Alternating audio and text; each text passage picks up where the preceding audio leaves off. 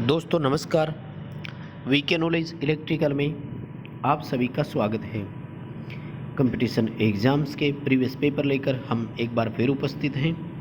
दोस्तों ये paper Himachal Pradesh SSC के द्वारा इलेक्ट्रीशियन के द्वारा लिया गया पेपर है और ये पेपर 11 अक्टूबर 2020 का पेपर है।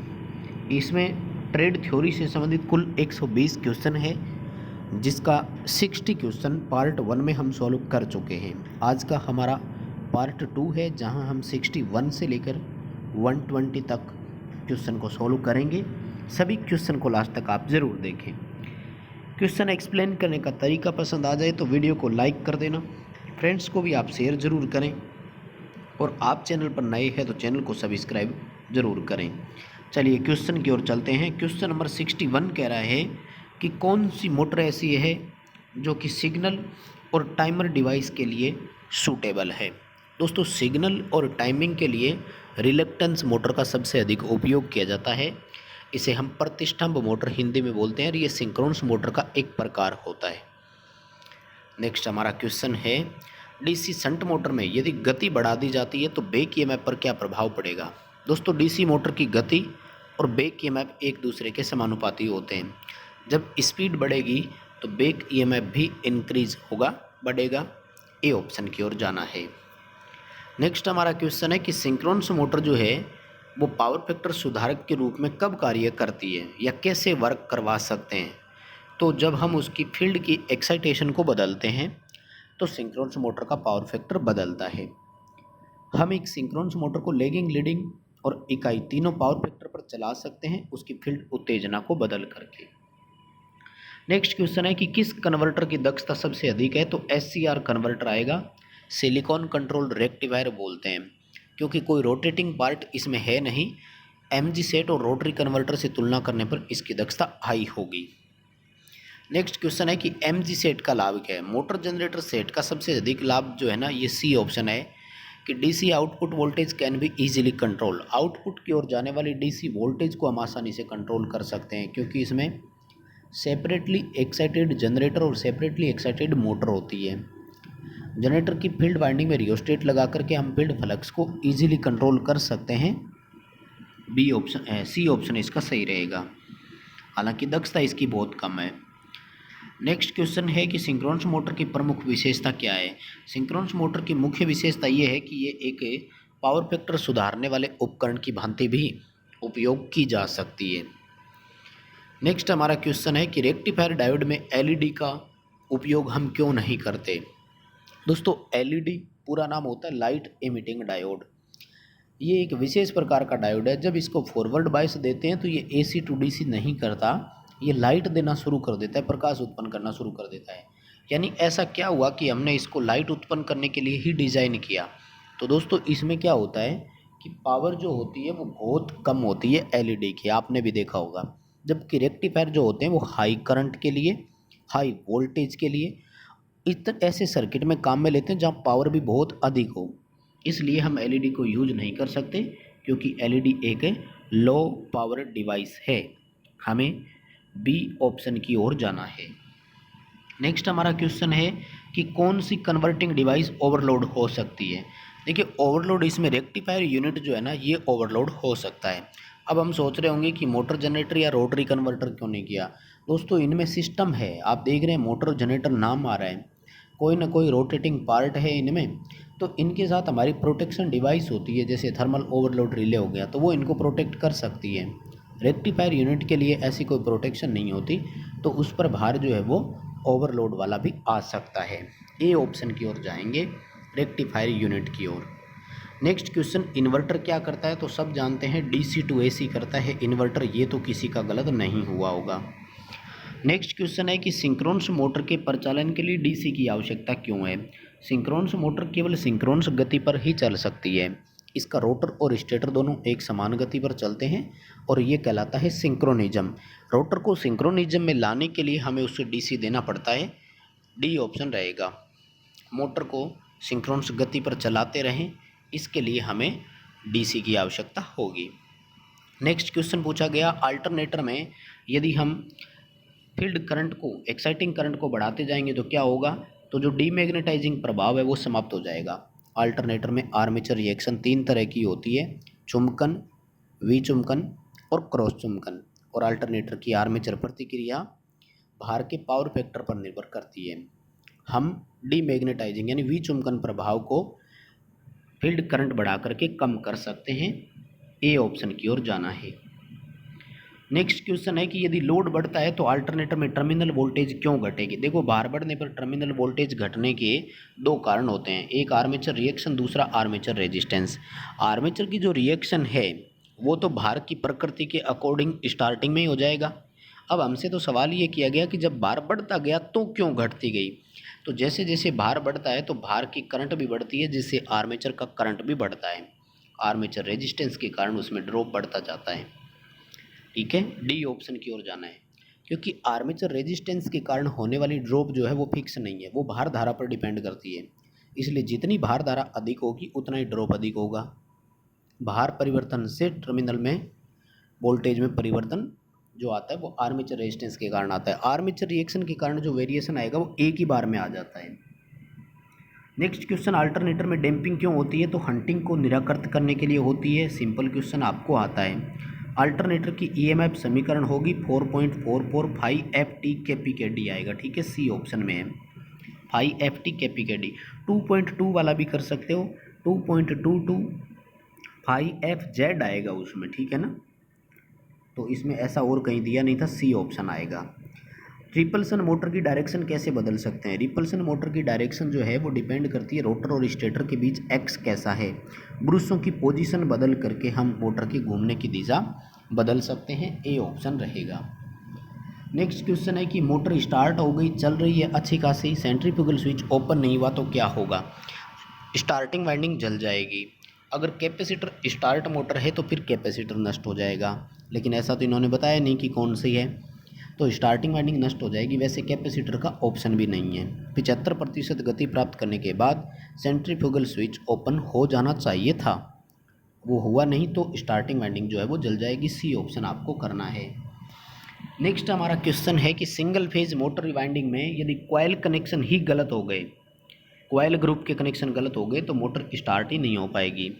कॉइल ग्रुप का मतलब होता है कि एक ग्रुप के दूसरे ग्रुप के साथ कनेक्शन कैसे करने हैं। यदि कनेक्शन विपरीत हो गए तो पास पास के पोल की ध्रुवता गलत हो जाएगी। गलत होने का मतलब पास पास के पोल एक समान पोल बन जाएंगे, जबकि विपरीत पोल बनने चाहिए। एन के पास एन या एन एस के पास एस बन जाएगा, मोटर स्टार्ट नहीं हो पाएगी। नेक्स्ट क्वेश्चन है कि सिंगल फेज स्थायी कैपेसिटर मोटर में कैपेसिटर कहाँ जुड़ा होता है। स्टार्टिंग वाइंडिंग के सीरीज में होता है। आप सबका क्वेश्चन ये तो सही हुआ होगा।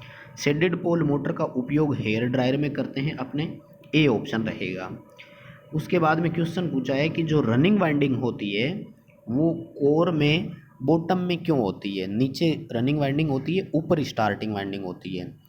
रनिंग वाइंडिंग मोटे तार कम टर्न की होती है, स्टार्टिंग वाइंडिंग पतले तार अधिक टर्न की होती है। मोटे तार कम टर्न की होने के कारण इसका रेजिस्टेंस कम हुआ। हमें क्या करना है कि इसका इंडक्टेंस हाई करना होता है। डी ऑप्शन इसके लिए अपने को करना है, हाई इंडक्टेंस प्राप्त हमें करना था। नेक्स्ट क्वेश्चन है कि किस प्रकार की मोटर में हाफ कॉइल वाइंडिंग होती है। हाफ कॉइल वाइंडिंग जो होती है वो छत पंखे में होती है। सीलिंग फैन जो है ना, इसमें हाफ कॉइल और होल कॉइल 2 तरह की वाइंडिंग होती है। इससे डिपेंड करता है कि वाइंडिंग के कनेक्शन कैसे होंगे। हाफ कॉइल होल कॉइल का मतलब होता है जब प्रति पोल प्रति फेज कॉइल की संख्या पोल की संख्या के आधे के बराबर हो तो वो हाफ कॉइल वाइंडिंग कहलाती है।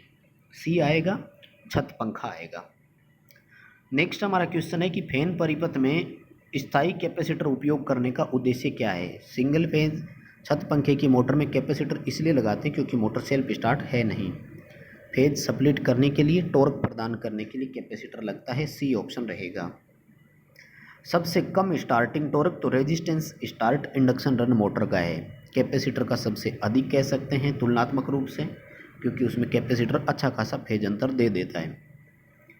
कौन सी सिंगल फेज मोटर में फील्ड टैपिंग विधि का उपयोग करते हैं। तो फील्ड टैपिंग यूनिवर्सल मोटर में आता है। वैसे डीसी सीरीज मोटर में होता है और एसी की यूनिवर्सल मोटर में स्पीड कंट्रोल के लिए फील्ड टैपिंग का काम में लेते हैं। यूनिवर्सल मोटर का उपयोग तो दिए गए ऑप्शन के अकॉर्डिंग जो है वो फूड मिक्सर आएगा, खाद्य मिक्सर या मिक्सर ग्राइंडर जो होता है, घरेलू मिक्सर, पोर्टेबल ग्राइंडर बोलते हैं इसको, पोर्टेबल ड्रिल मशीन में भी होता है universal motor. Induction motor, single phase induction motor को शुरू करने के लिए किस प्रकार की पद्धति का उपयोग करते हैं? सिंगल फेज इंडक्शन मोटर को फेज स्प्लिटिंग विधि द्वारा स्टार्ट किया जाता है। एक फेज को दो फेजों में बांटा जाता है, क्योंकि एक पेज पर घूमने वाला चुंबकीय क्षेत्र नहीं बन पाता है, इसके लिए कम से कम दो फेज की रिक्वायरमेंट होती है। ए ऑप्शन की ओर आपको जाना है। नेक्स्ट हमारा क्वेश्चन है कि किस प्रकार की मोटर कम्यूटेटर मोटर की श्रेणी में आती है? रिपल्सन मोटर और यूनिवर्सल मोटर कम्यूटेटर मोटरों की श्रेणी में ही आती है, क्योंकि इनमें कम्यूटेटर का उपयोग होता है, ब्रश का भी उपयोग होता है। सिंगल फेज इंडक्शन मोटर का कार्य सिद्धांत है, ध्यान रखना, लेंज का नियम करना है। फैराडे का विद्युत चुम्बकीय प्रेरण का सिद्धांत मत कर देना। फैराडे का विद्युत चुम्बकीय प्रेरण का सिद्धांत जो है वो लगता है आपका थ्री फेज इंडक्शन मोटर या जनरेटर वगैरह है। सिंगल फेज इंडक्शन मोटर में लेंज नियम का अनुपालन होता है। ए ऑप्शन की ओर जाना पड़ेगा। आगे सवाल पूछा गया कि वाइंडिंग में जो हैंगओवर हो गया, हैंगओवर मतलब लंबाई बढ़ गई, इसके लिए क्या करते हैं? तो उसको धागे से बांध दिया जाता है। कॉइल जो होती है वो साइड में ज़्यादा, एक साइड में लंबाई अधिक हो जाती है, तो उसको स्लॉट कोर के लिए फिर क्या करते हैं? एक साथ धागे से बांध दिया जाता है। लेथोइड पेपर के मुख्य गुणधर्म कौन कौन से हैं? अच्छी एजिंग और डाइलेक्ट्रिक स्ट्रेंथ जो है ना, वो लेथोइड पेपर की जो एजिंग है वो और डाइलेक्ट्रिक स्ट्रेंथ यानी अचालक क्षमता सबसे अधिक होती है। डी ऑप्शन की ओर हमें जाना है। नेक्स्ट हमारा क्वेश्चन है कि स्टेटर साइड से तीन फेज इंडक्शन मोटर की स्पीड कंट्रोल करनी है। देखो स्टेटर साइड से है ना, तो सिंक्रोनस गति फ्रीक्वेंसी और पोल की संख्या पर ही निर्भर करती है, राइट। तो हम अब क्या कर सकते हैं? इसमें फ्रीक्वेंसी को चेंज करके अप्लाइड फ्रीक्वेंसी में चेंजेस अगर करेंगे तो वेरिएशन आएगा स्टेटर साइड से। रोटर साइड की मैं बात करूं तो कैस्केड भी है, रोटर रियोस्टेट भी है और रोटर में ईएमएफ देकर भी है, यानी ABC ये तीनों विधियां रोटर के द्वारा स्पीड कंट्रोल करने की है। डी जो है वो स्टेटर से स्पीड कंट्रोल करने का है। स्लिप रिंग मोटर का रोटर जो है वो वाउंड क्यों किया जाता है? हाई स्टार्टिंग टॉर्क प्राप्त करने के लिए होता है, क्योंकि जब चालक होते हैं तो चालक की तुलना में वाइंडिंग में अधिक स्टार्टिंग टॉर्क होता है, क्योंकि उनका रेजिस्टेंस जो है वो अधिक होगा। स्क्रोल केज की तुलना में अधिक टॉर्क इसका हमें प्राप्त होता है। थ्री फेज इंडक्शन मोटर में नो लोड टेस्ट क्यों किया जाता है? No load test iron loss ज्ञात करने के लिए होता है और रोटर ब्लॉक टेस्ट जो होता है वो कॉपर लॉस ज्ञात करने के लिए होता है। वाइंडिंग प्रक्रिया में वेज के रूप में किसका उपयोग करते हैं? वेज को हिंदी में बोलते हैं फच्चर, और फच्चर जो होती है वो बांस की बनाई जाती है और ये तब लगाते हैं जब ओपन कॉयल वाइंडिंग हो, जैसे टेबल फैन में हो। स्लॉट पूरी तरह से ओपन रहता है। कोयल को बाहर किसी फर्मर पर तैयार करते हैं, फिर अंदर डालते हैं, तो वो कोयल बाहर भी आ सकती है, क्योंकि स्लॉट की साइज जो होती है वो एक जैसी होती है। नेरो टाइप में सेमी ओपन नहीं होते, पूरी तरह से ओपन स्लॉट होते हैं। नेक्स्ट हमारा क्वेश्चन है कि रिवाइंडिंग के लिए तार कौन सा है? तो सुपर इनेबल्ड कॉपर वायर सबसे ज़्यादा काम में लेते हैं। सबका सही हुआ होगा, इसमें कोई दिक्कत नहीं है।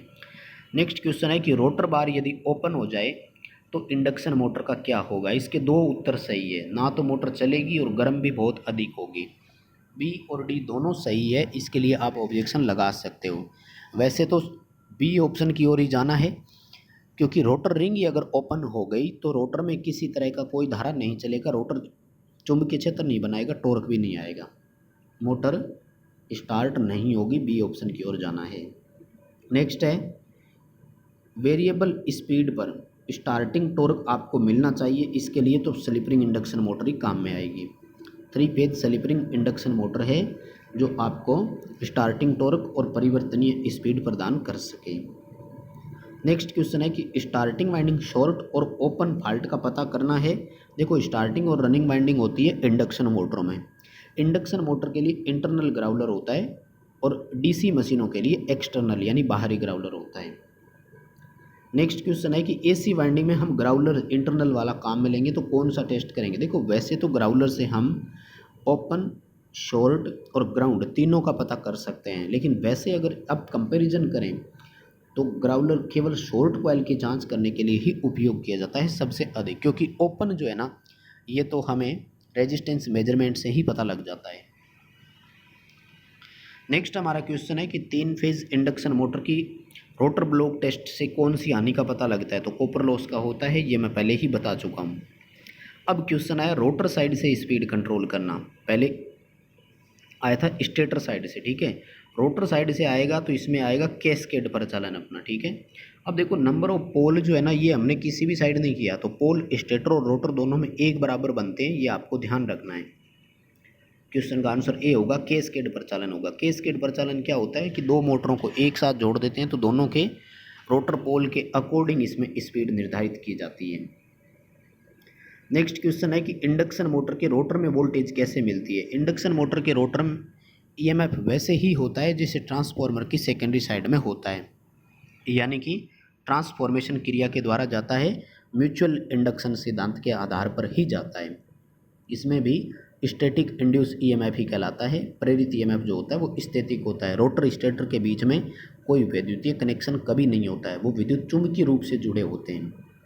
6 पोल मोटर की 50 हर्ट्ज पर गति पूछी है, 1000 आरपीएम आएगा। आप सभी कैलकुलेट कर सकते हैं क्योंकि फॉर्मूला क्या होता है, F into 120/P, frequency into 120 upon पोल।